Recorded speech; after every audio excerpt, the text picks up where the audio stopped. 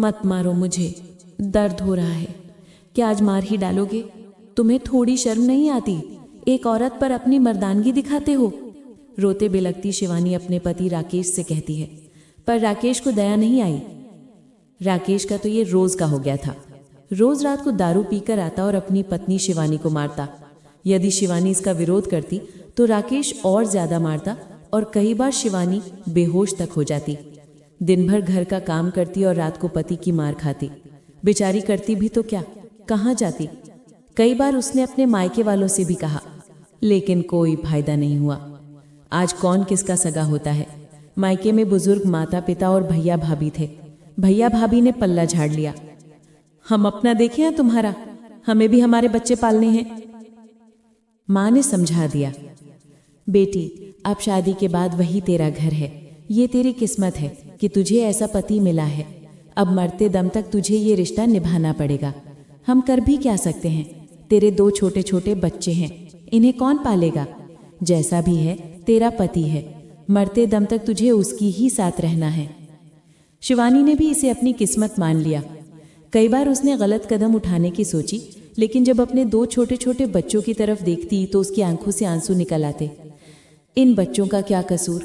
यदि मुझे कुछ हो गया तो इनका क्या होगा? मुझे जीना है अपने बच्चों के लिए। बाप तो दारू पीने में रहता है।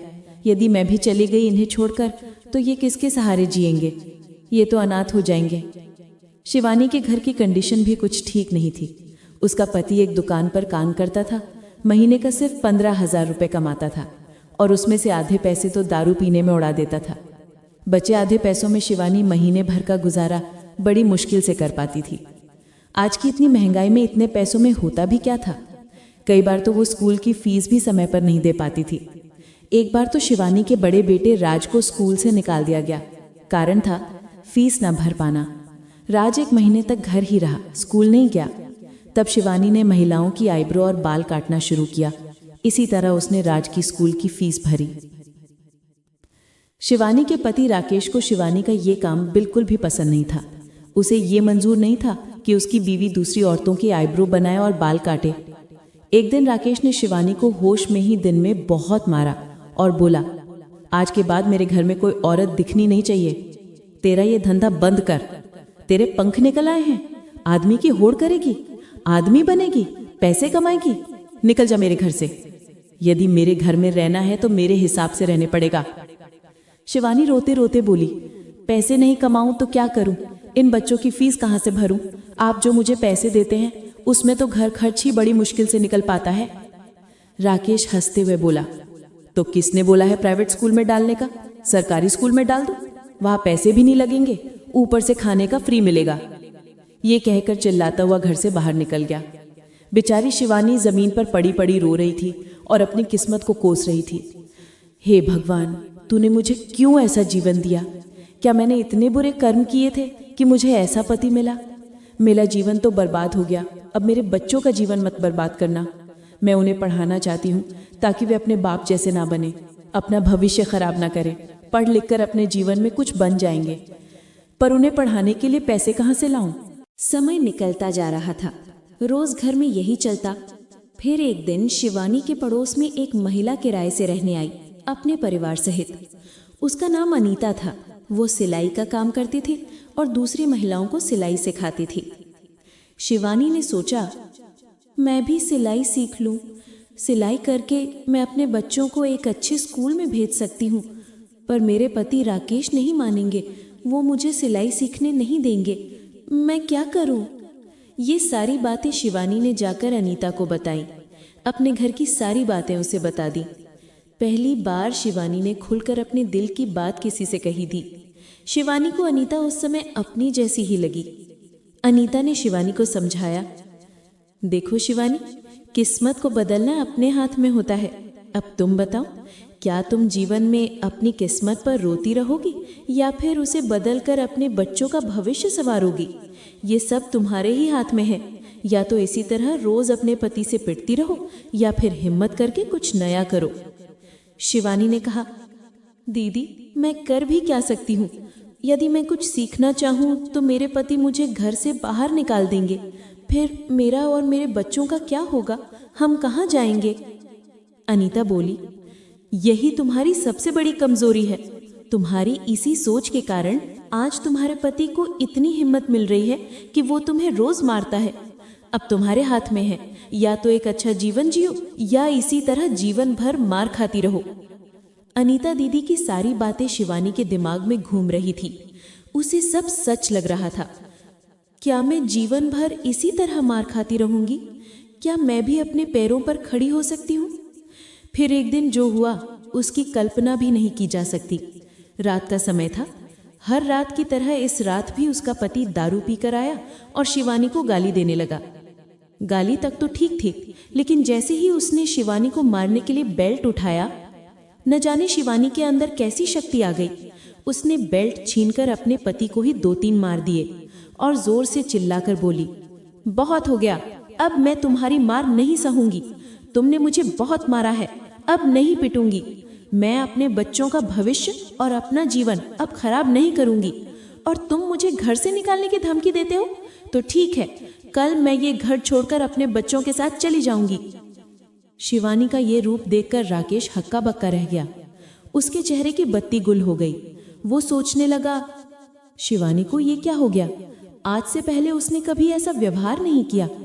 कहीं इस पर भूत प्रेत का साया तो नहीं आ गया? वो ये सोचकर चुपचाप जाकर सो गया। फिर सुबह हुई। शिवानी अपने कामों में लग गई और अपने पति को बिना बताए अनीता दीदी के यहाँ सिलाई सीखने चली गई। राकेश ये सब देखकर हैरान था। जो औरत मुझसे बिना पूछे घर से बाहर पैर नहीं रखती थी, वो आज सिलाई सीखने चली गई। शिवानी कड़ी मेहनत करती। सिलाई सीखने में रोज 6-6 घंटे प्रैक्टिस करती। उसे न भूख की चिंता होती, न प्यास की। अनीता दीदी कहती, शिवानी कल सीख लेना, अब बहुत हो गया, शरीर में दर्द हो जाएगा। शिवानी रोते हुए कहती, दीदी दर्द तो अब तक था, अब तो इस दर्द से छुटकारा मिल रहा है। मुझे अपने बच्चों के लिए कुछ करना है।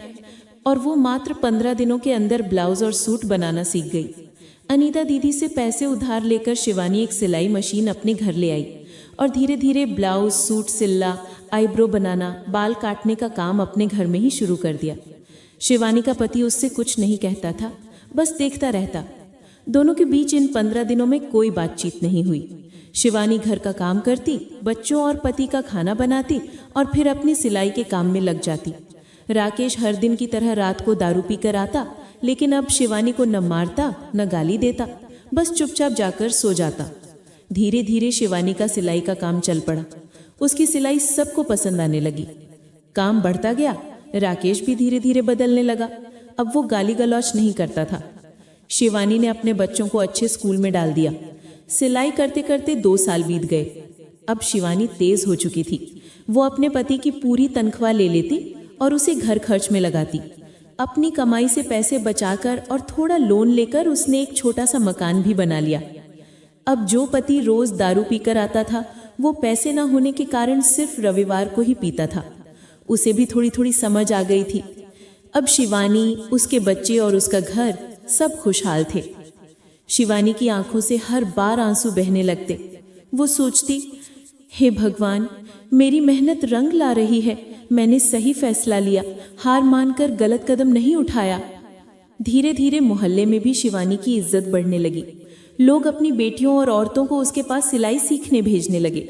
अब उसके घर में हमेशा सिलाई कटिंग का काम चलता रहता। राकेश भी अब सबके सामने सिर झुकाए रहने लगा था। कभी कभी मोहल्ले वाले कह देते, तेरी बीवी ने तो नाम कमा लिया, तुम बस दारू पीते रह गए। ये सुनकर वो चुप हो जाता।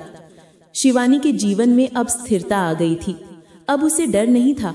उसने अपनी हिम्मत और मेहनत से ये साबित कर दिया था कि औरत चाहे तो अपनी किस्मत बदल सकती है। बच्चों की हंसी खुशी देखकर अब उसे लगता था, हाँ भगवान, तूने मेरा जीवन कठिन जरूर बनाया, पर अब मैं जीत गई हूँ। मेरे बच्चों का भविष्य उज्जवल है। अब मैं निश्चिंत हूँ। इस पूरी कहानी से हमें बहुत गहरी सीख मिलती है। औरत की हिम्मत सबसे बड़ी ताकत है। शिवानी ने हालात से हार नहीं मानी।